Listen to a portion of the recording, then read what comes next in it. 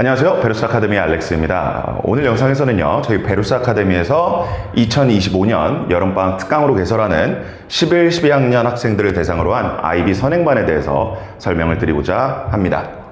먼저 오픈되는 수업들부터 설명을 드리겠습니다. virtually 거의 모든 IB 과목이 오픈되었다고 보시면 될 것 같고요.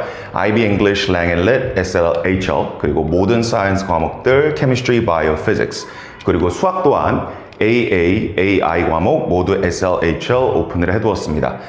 그리고 Social Science 과목 같은 경우에도요, Econ, Business, 그 다음에 Psychology, 그리고 ESS까지 이렇게 오픈이 된다고 보시면 될 것 같습니다. 먼저 저희 수업들은 최소 인원 3명 이상이 모이면 개설이 확정이 되고요. 저희가 확정이 되는 대로 학부모님들께 안내 문자가 나갈 예정입니다.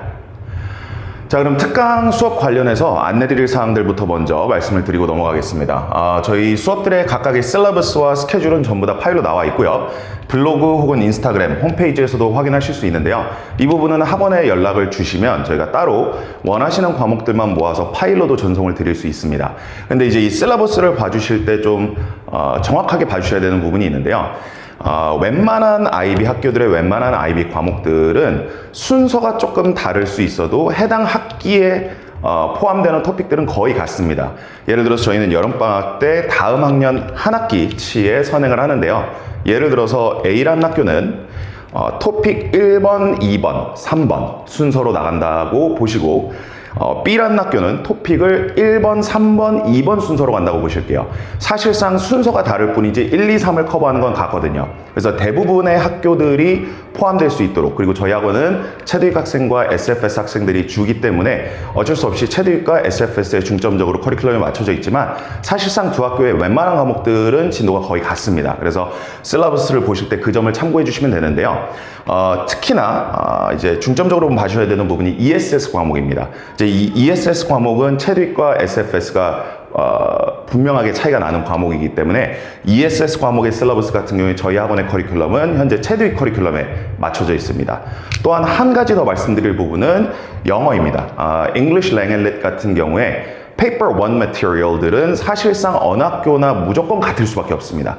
그런데 이제 어떤 리터레이처를 사용하느냐, 이 부분은 학교별로 좀 상의할 수 있기 때문에 그 부분은 저희 학원으로 연락을 주시면 좀 자세하게 설명을 드리고요.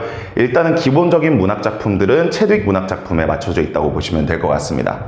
그리고 또한 세션 1과 2는 모두 동일한 내용으로 진행이 되기 때문에 둘 중 한 세션만 수강을 하시면 될 것 같습니다.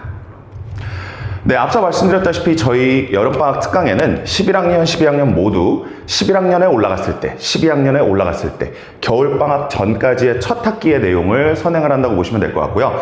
기초부터, 개념부터 심화까지 모두 공부를 하고 문제풀이도 함께 진행을 할 겁니다. 그래서 저희가 선생님들이 직접 문제풀이를 하실 거고요.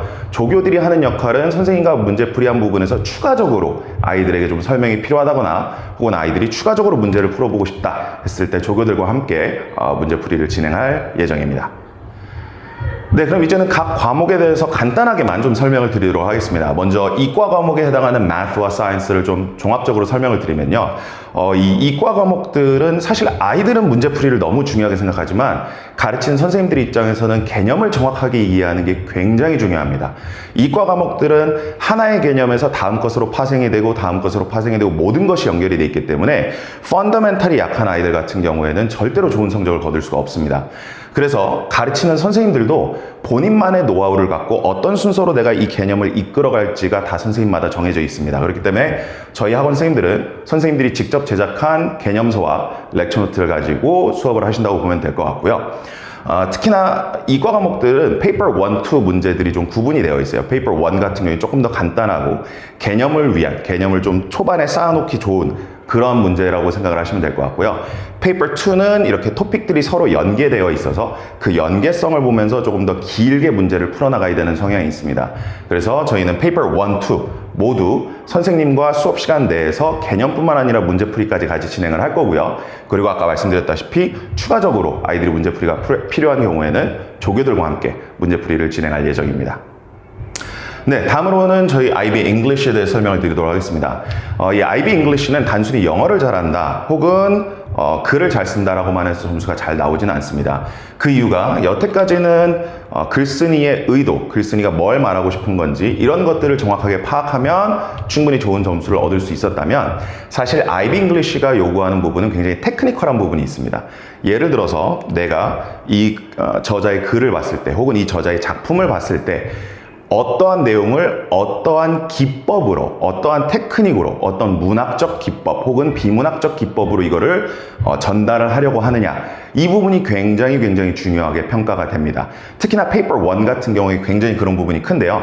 가령 어떤 political cartoon이나 혹은 article이나 혹은 advertisement나 광고문 같은 것들을 봤을 때 아이들이 꼭 짚어내야 되는 부분들이 있습니다. 근데 이제 그런 짚어내야 되는 이런 문학적 기법, 비문학적 기법의 용어들도 다 포함이 되어 있기 때문에 이건 아이들이 따로 공부를 해보지 않고서는 사실상 알 수가 없는 부분이에요. 그래서 그런 부분에 대한 좀 교육이 집중적으로 들어간다고 보시면 될 것 같고요. 또한 아이들이 좀 간과하기 쉬운 부분이 IO예요. IO 같은 경우에 학교에 들어가서 막 준비하다 보면 너무 생소하고 내가 이걸 어떻게 준비해야 될지 모르는 경우가 많은데요.